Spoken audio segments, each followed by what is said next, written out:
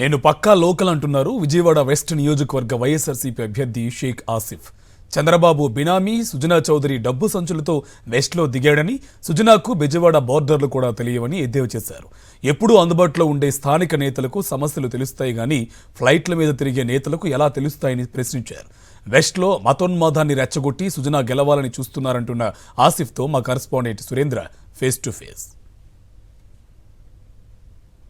Vijayawada west నియోజకవర్గంలో గడప గడపకు వెళ్ళి ఓట్లు అడుగుతున్నారు వైసీపీ అభ్యర్థి షేక్ ఆసిఫ్. ప్రస్తుతం మనతో మాట్లాడుతున్నాం. సార్, చాలా తక్కువ రోజులు ఉంది, కేవలం 5-6 రోజులు మాత్రమే ఎన్నికలకు ఉన్న సమయంలో గడప గడపకు తిరుగుతున్నారు. ఎలా ఉంది రెస్పాన్స్? ప్రజలు ఏమంటున్నారు?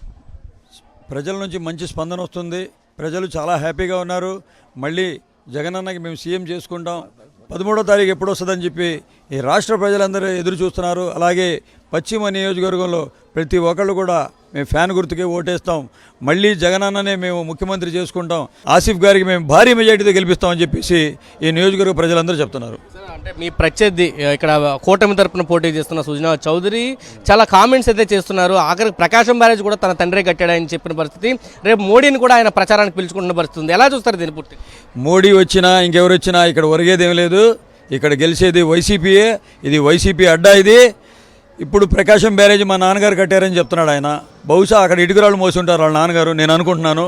సుజనా చౌదరి ఎన్ని కోట్ల బస్తాలు తెచ్చి ఇసిరేసినా ఇక్కడ మట్టికి వైసీపీ ప్రజలు డిసైడ్ అయిపోయారు. ఆయన ఎన్ని గ్రాఫిక్లు చూపించినా, ఎన్ని మాయమాటలు చెప్పినా ఇలాగ వస్తాడు, ఇలా ఫ్లైట్ ఎక్కి వెళ్ళిపోతాడని చెప్పేసి అందరూ అతన్ని నమ్మట్లేదు. ఆయన మాయమాటలకి ఎవరు ఏమీ పట్టించుకోవట్లేదు. గతంలో కూడా చంద్రబాబు నాయుడు ఇలాంటి గ్రాఫిక్స్, ఇలాంటి పిచ్చి పిచ్చి మాటలు మాట్లాడితేనే ప్రజలు బాగా బుద్ధి చెప్పారు. అదేవిధంగా ఈయన కూడా బుద్ధి చెప్తారు. ఆసిఫ్ ఎటువంటి హామీలు ఇవ్వబోతున్నాడు? ఎటువంటి భరోసా వెస్ట్లో కల్పించబోతున్నాడు? ప్రజలకి ఎటువంటి హామీలు, ఆసిఫ్ వెస్ట్లో నెగ్గితే ఎటువంటి హామీలను అమలు చేయడానికి హామీలు ఇస్తున్నారు?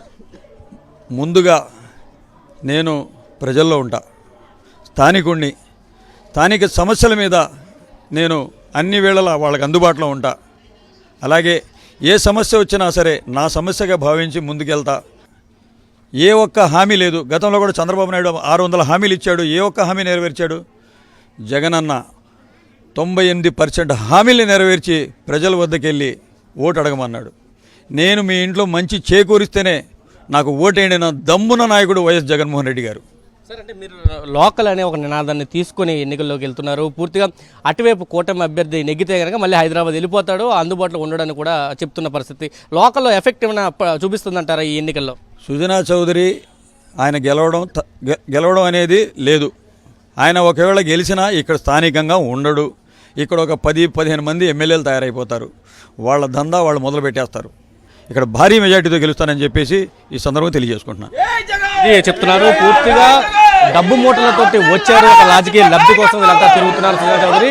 కానీ ఖచ్చితంగా ఇక్కడ పాగా వేస్తాను, పశ్చిమ నియోజకవర్గంలో ఆసిఫ్ పాగా వేస్తామని చెప్తున్నారు. మళ్ళీ జగన్మోహన్ రెడ్డి ముఖ్యమంత్రి అవుతారంటూ కూడా చెప్తున్నారు. రాజకీయ లబ్ధి కోసం బినామీలంతా ఇక్కడికి వచ్చి చేరుతున్నారు.